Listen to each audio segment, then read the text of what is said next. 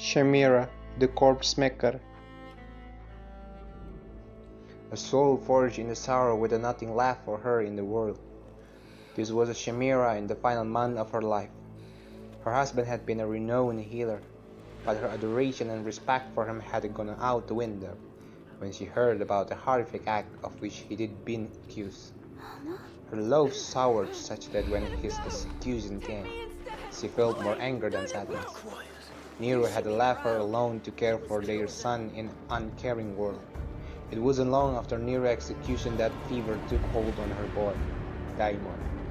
Had Nero been present, Shemira was sure that he couldn't have done something. She did everything she could, calling on all the mastermind psychics of Asperia and giving vigil with a silent prayer at the child's bedside. Her efforts, however, were not enough. After his burial, she felt as if she had nothing left to live for. There was no longer any reason to go about her day as she had before. She began spending almost every waking hour next to the grave of her son, sometimes reading the cemetery with a haunting wail, sometimes staring trance-like at the headstone of an hour on end. She stopped taking food for more often than not, and her face became hollow, her expression blank.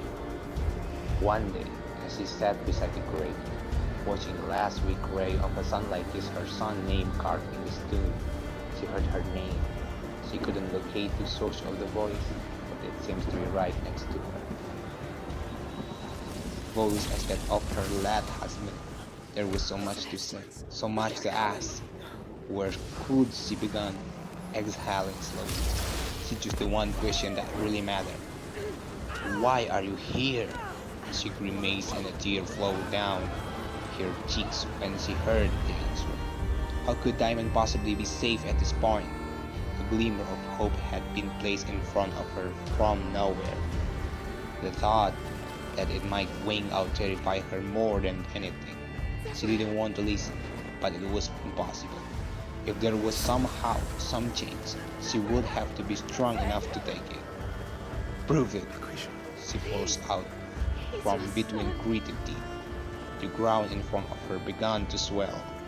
She could feel tiny vibrations from the ground, as if something was disturbing the soil underneath the surface.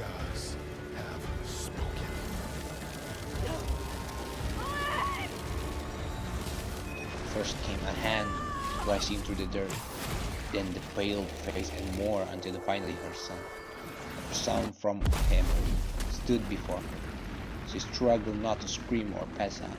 A mix of awe, horror, and relief was pulling at each corner of her mind, threatening to tear it apart. She still knew what this meant for her. However, direction, purpose.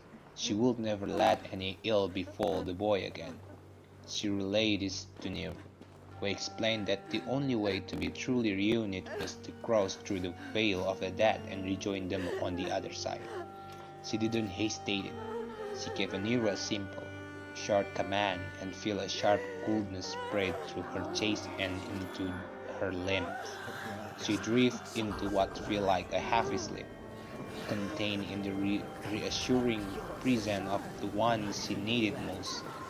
When she awakened, she had found a kind of happiness she never thought she did feel again.